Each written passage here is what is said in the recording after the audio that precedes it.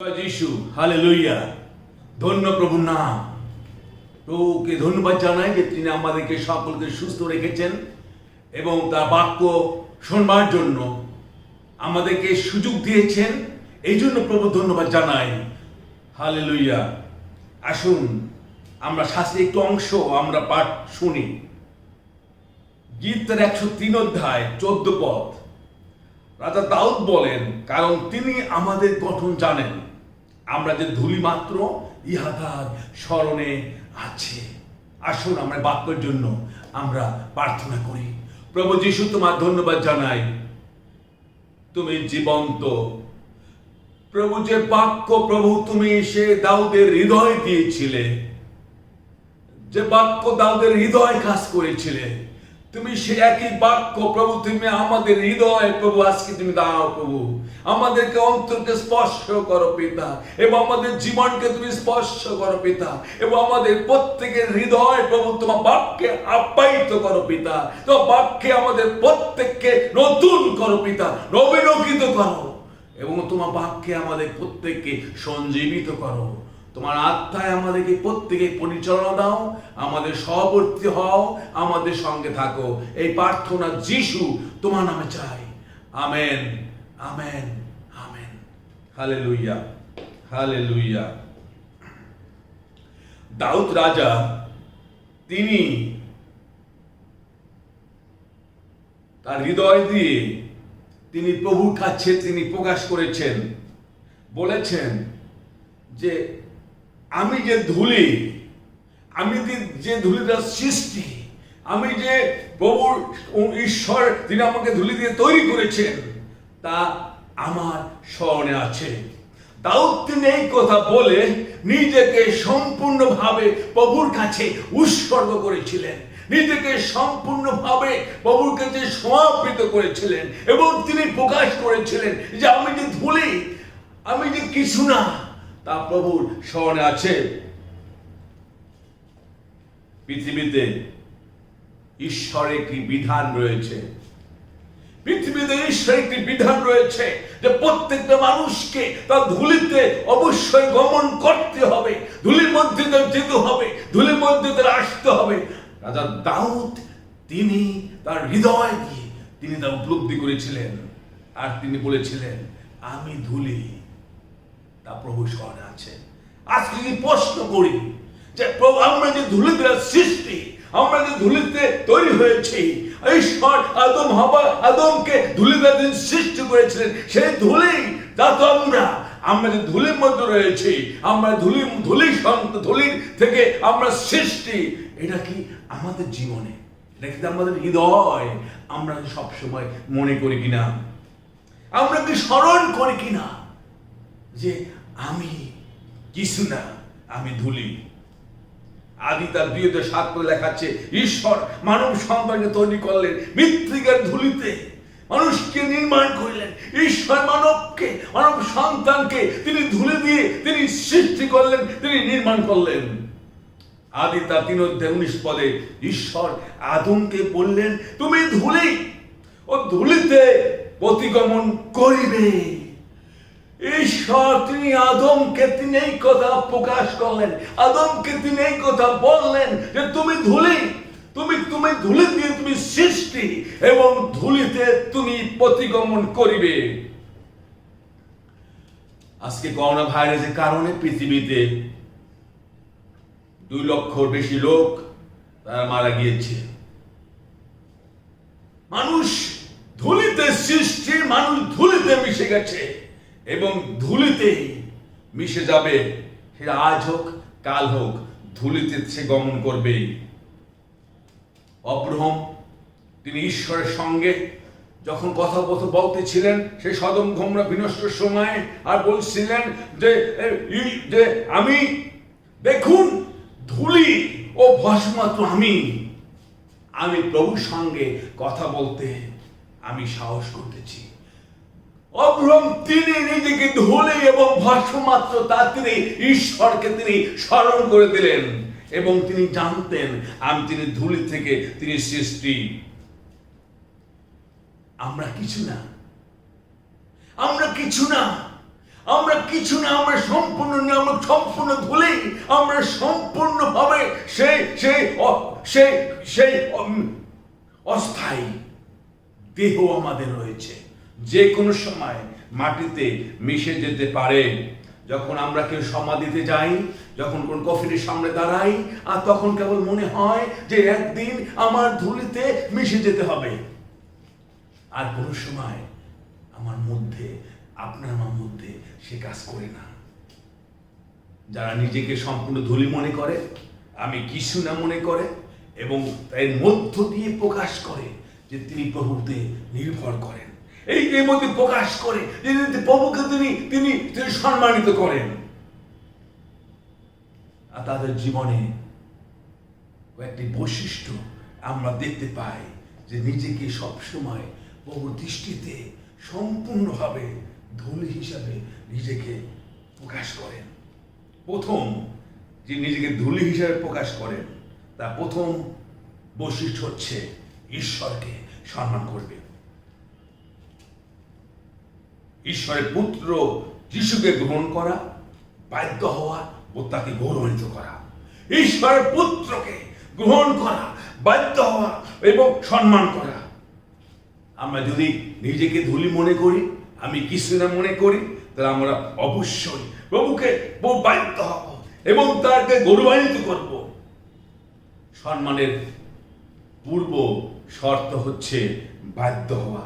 কর্তৃপক্ষর আমরা যদি বাধ্য হই, তখন তার মধ্য দিয়ে প্রকাশ পায় যে আমরা তাকে সম্মান করছি। তদ্রূপ আমরা যখন প্রভুকে সম্মান করি, তার প্রমাণ হচ্ছে আমরা তার আদেশ পালন করব এবং তাকে আমরা গৌরবান্বিত করব।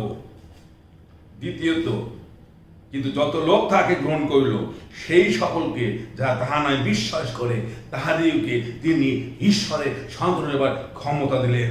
যত লোক তাকে গ্রহণ করে, আজকে প্রভু খ্রিস্টকে মুক্তিদাতা হিসাবে, ত্রাণকর্তা হিসাবে যারা গ্রহণ করে, বিশ্বাস করে যে তিনি আমার প্রভু, এই বলে প্রভুকে তারা সম্মান করে, আর তিনি তাদের সন্তান হবার তিনি ক্ষমতা দিলেন। যখন তার 15 অধ্যায় 14 পদে লেখা আছে, আমি তোমাদেরকে যা কিছু যাচনা করি, তোমাদের যা কিছু আজ্ঞা করে দিয়েছি, তা যদি পালন করো, তবে তোমরা আমার বন্ধু। বন্ধু তখন হয়ে উঠে যখন এক বন্ধু আরেক বন্ধুর আজ্ঞা, এক বন্ধু আরেক বন্ধুর কথা পালন করে। বাইবেল বলে, প্রভু বলেছেন, তোমরা আমার বন্ধু যখন তোমরা আমার আজ্ঞা সকল আমার পালন করবে। প্রভুকে সম্মান করার অর্থ হচ্ছে তার আজ্ঞা সকল পালন করা। প্রথম থিসলোনিকে 5 অধ্যায় 16 পদে লেখা আছে, সতত আনন্দ করো, অবিরত প্রার্থনা করো, সর্ববিষয়ে ধন্যবাদ করো। বাবা হয়েছে যদি আমরা সেই প্রার্থনার মধ্য দিয়ে, ধন্যবাদের মধ্য দিয়ে আমরা আমাদের প্রভু খ্রিস্ট কি করি, আমরা সম্মান করি। যদি কেউ নিজেকে ধুলি মনে করে এবং সে সম্পূর্ণভাবে প্রভুতে নির্ভর করবে, এবং এই নির্ভরতার মধ্যে তার জীবনেতে গুণ দেখতে পাওয়া যাবে, তিনি প্রভুকে সব সময় তিনি সম্মান করবেন। দ্বিতীয়ত, আমি কিছু করিতে পারি না, আমি কিছু করতে পারি না। অনেক ব্যক্তির কথা, অনেক লোকের চিন্তা চেতনায় তাদের সঙ্গে আলাপ করলে বোঝা যায় যে তারা অনেক কিছুই তারা করেছে, অনেক কিছু তারা করতে পারে, অনেক কিছু তারা সৃষ্টি করেছে। কিন্তু যে নিজে ধুলি মনে করে আমি কিছু না এবং প্রভুতে নির্ভর করে, আর তিনি সবসময় কিন্তু বলবেন যে আমি কিছুই করতে পারি না, কিন্তু আমার প্রভু তিনি সব করতে পারেন। আমি কিছু করতে পারি না, কিন্তু সমস্ত পরিত্রাণ প্রভু হইতে হয় বিশ্বাস করা। প্রভু আমি কিছু করতে পারি না, কিন্তু প্রভু সব কিছু করতে পারেন, এই বিশ্বাস স্থাপন করা, এই বিশ্বাস করা। যিনি করবেন এই বিশ্বাস, তিনি নিজেকে ধুলি হিসেবে মনে করবেন এবং এর মধ্য দিয়ে প্রভুকে গৌরবান্বিত করবেন। আমার ভিন্ন তোমরা কিছুই করতে পারো না, আর অন্য কারো কাছে পরিত্রাণ নাই। আকাশের নিচে মনুষ্যদের মধ্যে আর কেউ দত্ত এমন কোন নাম নাই যে নামে আমাদের পরিত্রাণ করতে পারে, যে নাম আমাদের পরিত্রাণ করতে পারে। আকাশের নিচে এবং মনুষ্যদের মধ্যে এমন কোন নাম নাই এমন কোন ব্যক্তি নাই যে নামে আমরা মুক্তি পেতে পারি, যে নামে আমরা শান্তি পেতে পারি। একমাত্র প্রভু নাম আমাদেরকে পরিত্রাণ করতে পারে। এই বিশ্বাস, এই দৃঢ়তা যার মধ্যে থাকবে, তার চরিত্রে দেখা যাবে নিজেকে ভগ্ন করেছে এবং চূর্ণ করেছে, প্রভুতে সবসময় নির্ভর করেছে। প্রেরিত 17 অধ্যায় 24 পদে, ঈশ্বর তিনি জগৎ ও তর মধ্যস্থ সমস্ত বস্তু নির্মাণ করেছেন। তিনি এই স্বর্গের ও পৃথিবীর প্রভু। হালেলুয়া। ঈশ্বর তিনি এই জগৎ এবং এর মধ্যে যা কিছু রয়েছে তা সব নির্মাণ করেছেন এবং তিনি স্বর্গের ও পৃথিবীর প্রভু। হালেলুয়া। এই বিশ্বাস যিনি করেন, তিনি বলবেন আমি কিছুই করতে পারি না, আর সব কিছু করতে পারেন কিনা আমার প্রভু খ্রিস্ট। শ্রেষ্ঠ জ্ঞান করা, তোমরা একে অন্যকে শ্রেষ্ঠ জ্ঞান করো। ভাতৃপ্রেম, পরস্পর স্নেহশীল সমাদরে একজন অন্যজনকে শ্রেষ্ঠ জ্ঞান করো। এখানে বলা হয়েছে ভাতৃপ্রেম করা, স্নেহশীল হওয়া, সমাদর করা, শ্রেষ্ঠ জ্ঞান করা। কি মনে হয় আমরা যেভাবে চলছি, আমাদের চরিত্রে কি এই মনোভাব আছে? ভাতাকে প্রেম করা, আমাদেরকে এই মনোভাব আছে? ছোটদেরকে স্নেহশীল করা, আমাদেরকে এই মনোভাব আছে?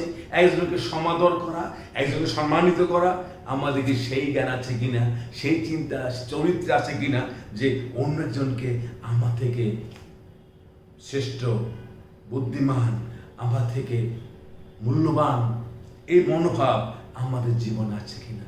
কিন্তু যিনি ধুলি, আজকে ধুলিতে আছি, কালকে ধুলিতে মিশে যাব, আমার কিচ্ছু নাই, সব কিছু আমার প্রভুর। নিজেকে যিনি ছোট মনে করেন, নিজেকে যিনি ভগ্ন মনে করেন, আর সব সময় তিনি, তার মধ্যে ভাতৃপ্রেম থাকবে, স্নেহশীল থাকবে, সমাদর থাকবে, শ্রেষ্ঠ জ্ঞান থাকবে। আমার জীবন ও মৃত্যু প্রভুর হাতে। হালেলুয়া। যিনি নিজেকে ধুলি হিসাবে মনে করবেন, যিনি নিজেকে বলবেন আমি কিছু না, আর তার তিনি সবসময় মনে রাখবেন আমার জীবন, আমার মৃত্যু সবসময় প্রভুর হাতে রয়েছে, প্রভুর কাছে রয়েছে, এবং তিনি সবকিছু তিনি তার নিয়ন্ত্রণে রেখেছেন। তিনি আমাদের নির্দিষ্ট কাল ও নিবাসে কাল স্থির করেছেন। তিনি আমাদের নির্দিষ্ট কাল, আমরা কখন, কোন সময়, কত লোক পর্যন্ত আমরা জীবিত থাকবো তা তিনি স্থির করেছেন। একে আজ থেকে 2 মিনিট, আজ থেকে এই যে 2 মিনিট পর, না 5 মিনিট পর, 10 মিনিট পর, 1 ঘন্টা পর, 1 মাস পর, 2 মাস পর, 2 বছর পর, কখন, কোন সময় আপনার আমার নির্দিষ্ট কাল তা প্রভু স্থির করেছেন।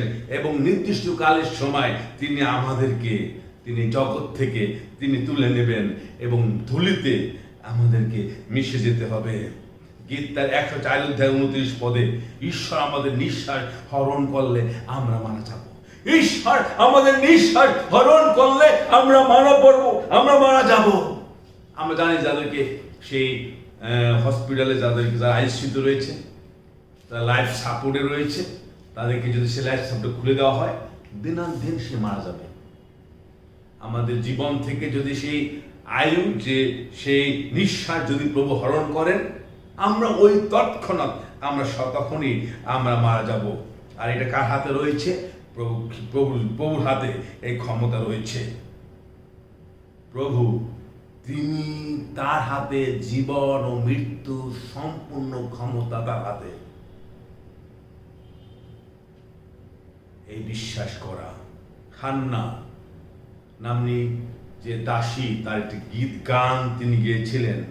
তার গানের মধ্যে তিনি বলেছিলেন ঈশ্বর মারেন, ঈশ্বর বাঁচান, ঈশ্বর পাতাল তুলেন, ঈশ্বর ধনী করেন, ঈশ্বর গরিব করেন, ঈশ্বর তিনি নত করেন, তিনি উন্নত করেন, ধুলি হয়ে দিনকে তুলেন, সারে ডিবি থেকে দরিদ্রকে তুলেন। এবং তিনি বলেছেন মানুষ তার বল দ্বারা সে কিছুই করতে পারে না, কোনোভাবে জয় হতে পারে না, কিন্তু সমস্ত ক্ষমতা, সমস্ত কর্তৃত্ব একমাত্র ঈশ্বরের হাতে রয়েছে।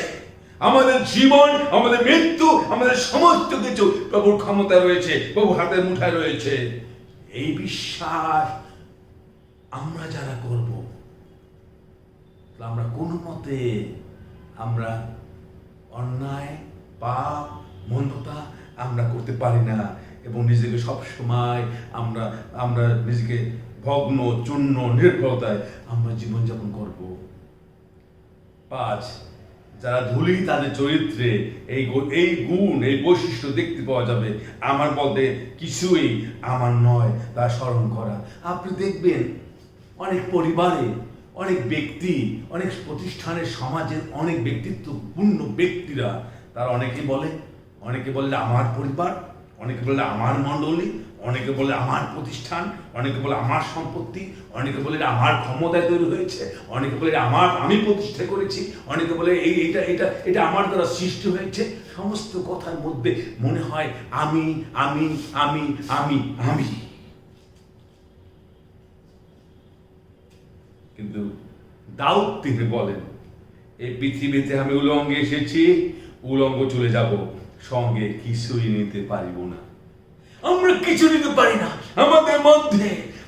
আমাদের মধ্যে অনেকের মধ্যে রাজত্ব করে আমৃত্য, রাজত্ব করে অনেক কিছুর সৃষ্টিকর্তা।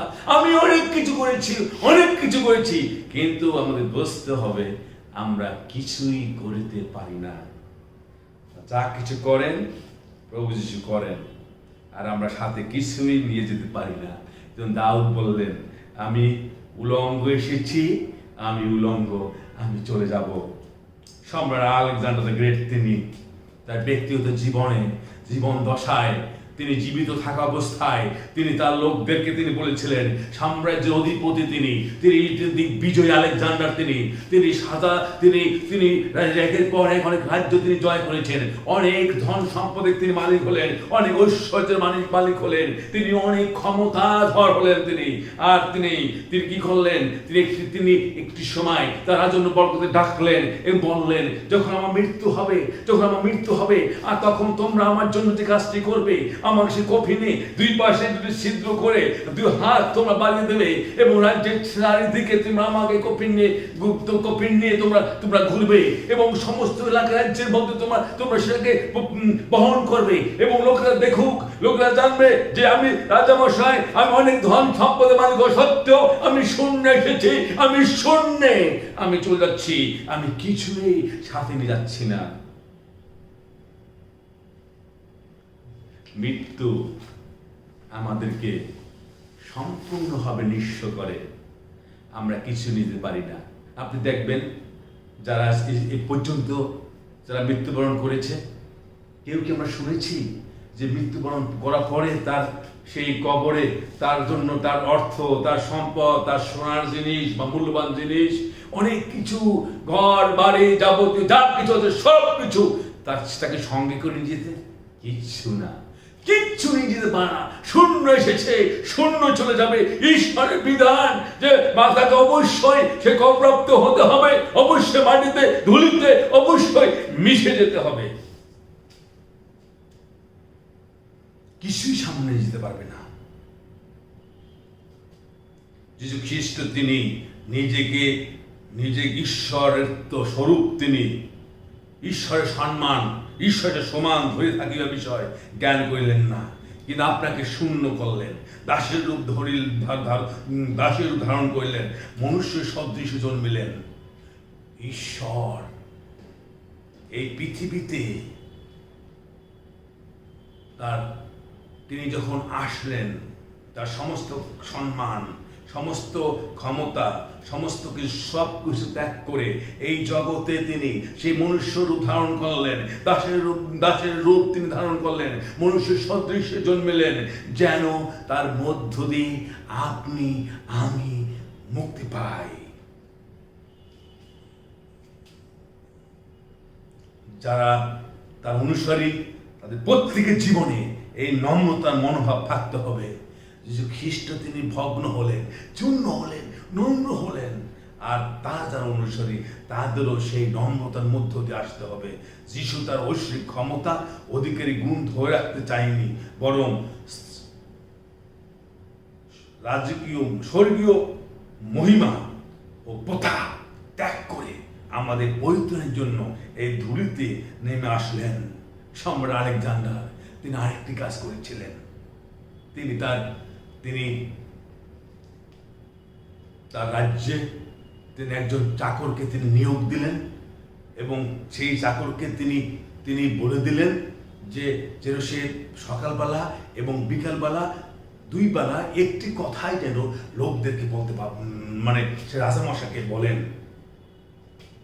রাজামশাই কি করলেন, তিনি চাকর রাখলেন এবং চাকরকে বলে দিলেন যে সকালবেলা রাজামশাই ঘুম থেকে উঠবে তখন রাজামশাইকে বলতে হবে, রাজামশাই আপনারও মরিতে হবে। একই কথা রাজামশাইকে আবার সন্ধ্যাবেলা তো রাজ্যের সমস্ত কাজ শেষ করে প্রাসাদে চলে আসবেন, আর তখন তাকে প্রণাম করে সেই ভৃত্য এই কথা বলতে শুরু করলেন, রাজামশাই আপনাকে মরতে হবে।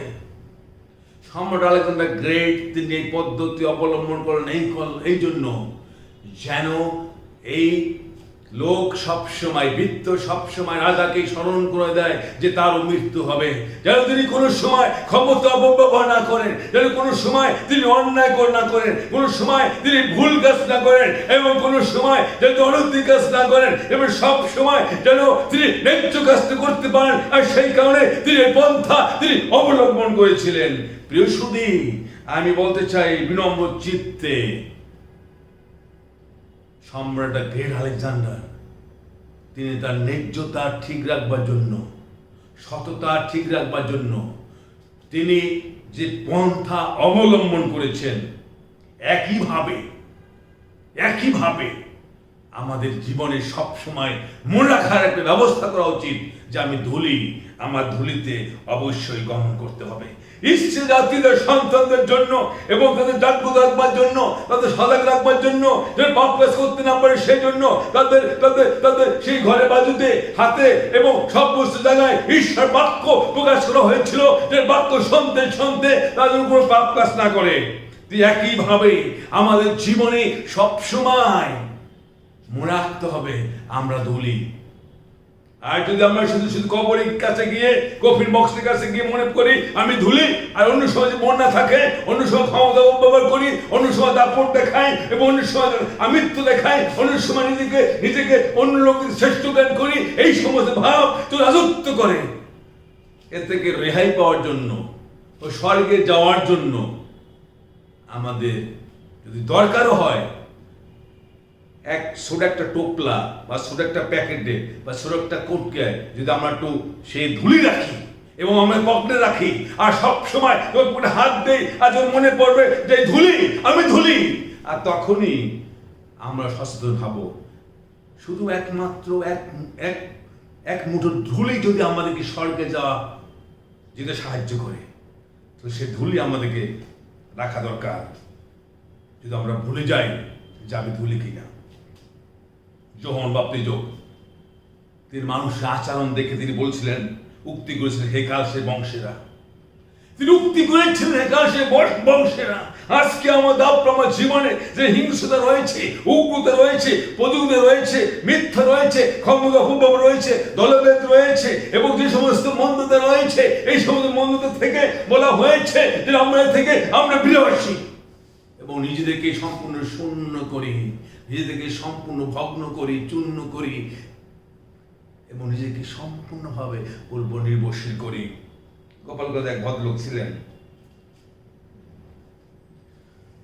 প্রফুল্ল সরকার।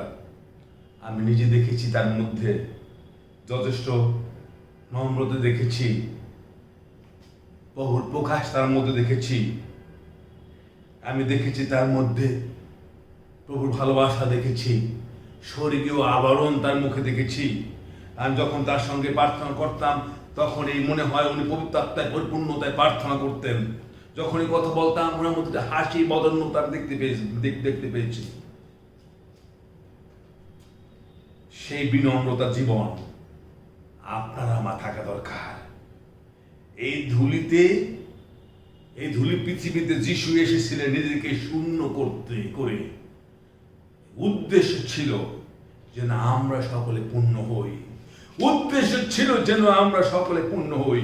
এই জগতে সুস্থ লোকের জন্য নয়, কিন্তু অবহেলিত অসহায় লোকদের যাদের আশা নাই তাদেরকে আশা দেওয়ার জন্য, আলো প্রদান করবার জন্য যিশু জগতে এসেছিলেন। আর ভাববাদী এই কথা বলেছেন যে জাতি অন্ধকারে বাস করিত তাহারা মহা আলো দেখিতে পাইল। কুসুনামান যেভাবে প্রভুর আজ্ঞা পালন করার মধ্য দিয়ে সম্পূর্ণভাবে সে ভগ্ন চূর্ণ করে এবং নিজেকে সমাপ্ত করার মধ্য দিয়ে ঈশ্বর আদেশ পালন করার মধ্য দিয়ে ঈশ্বর মহা মহিমা দেখতে পেয়েছিল। আজকে বলতে চাই, আপনি আমি জানি না কখন আমরা ধুলিতে মিশে যাব, আমরা কেউ জানি না। দিনের পর দিন প্রতিনিয়ত প্রতি সময় লোক মারা যাচ্ছে। আপনি আমি যে কোনো সময় ধুলিতে মিশে যেতে পারি। তাই আসুন আমরা নিজেকে সবসময় ভগ্ন করি, নিজেকে সবসময় চূর্ণ রাখি এবং প্রভুর দয়ার অপেক্ষা করি, প্রভুতে নির্ভর করি এবং সমাপ্ত জীবনযাপন করি, যেন প্রভু আমাদের প্রত্যেককে তার আশীর্বাদে উপচে দেখতে তিনি সাহায্য করেন। আমার প্রার্থনা করি, প্রভু যিশু, আমি তোমার কাছে প্রার্থনা জানাই, পিতা আমি এবং আমরা যারা রয়েছি আমাদের প্রত্যেককে স্পর্শ করো, আমাদের প্রত্যেককে তুমি স্পর্শ করো, আমাদের প্রত্যেকের জীবনটা তুমি গৌরবান্বিত হও। প্রভু আমরা যে ধুলি তা আমাদের রাখতে চাই প্রভু। প্রভু যিশু আমাদেরকে সাহায্য করো। আমরা সব সময় প্রভু আমরা তোমাকে সম্মান করতে চাই। হালেলুয়া। প্রভু আমরা আমাদের কিছু করতে পারি না, আমরা সবসময় রাখতে চাই প্রভু। ও প্রভু যিশু, তুমি আমাদেরকে সাহায্য করো, তুমি আমাদেরকে সাহায্য করো প্রভু। আমার বলতে জগতে আমার কিচ্ছু নাই প্রভু, এটা সব সময় মনে রাখতে তুমি সাহায্য করো প্রভু। প্রভু আমাকে সাহায্য করো স্মরণ করতে প্রভু। প্রভু পরিত্রাণ তোমার থেকে হয় প্রভু, সবসময় স্মরণ করতে সাহায্য করো। মৃত্যু ও জীবন, আয়ু বৃদ্ধি এবং কম এবং সবকিছু তোমার হাতে প্রভু, তা সবসময় মনে রাখতে সাহায্য করো, সবসময় মনে রাখতে সাহায্য করো প্রভু। যেন নিজেকে সবসময় নম্র করি, ভগ্ন করি, চূর্ণ করি এবং যেন প্রভু দাসের রূপ ধারণ করি, যেন প্রভু তোমার মহিমা আমাদের জীবনে, আমার জীবনে প্রকাশ পায়। তুমি আশীর্বাদ করো পিতা, প্রতিনিয়ত ভগ্ন চূর্ণ নম্রতার সঙ্গে প্রভু জীবনযাপন করতে সাহায্য করো, যেন দাউদের মতো বলতে পারি প্রভু, আমি যে ধুলি দ্বারা সৃষ্টি তা তোমার স্মরণে যেমন আছে একইভাবে আমারও স্মরণে আছে। যেন প্রভু এই ভগ্নতার মধ্য দিয়ে, এই নম্রতার মধ্য দিয়ে, এই বিনম্রতার মধ্য দিয়ে, এই সমর্পণের মধ্য দিয়ে, সমর্পিত জীবনের মধ্য দিয়ে যেন তোমার মহিমা আমরা দেখতে পাই। আমাদেরকে আশীর্বাদ করো, সঙ্গে থাকো। এই প্রার্থনা যিশু তোমার নামে চাই। Amen, amen, amen. ইম্মানুয়েল, ঈশ্বর আমাদের সকলের সম্পর্ক হল। আমেন।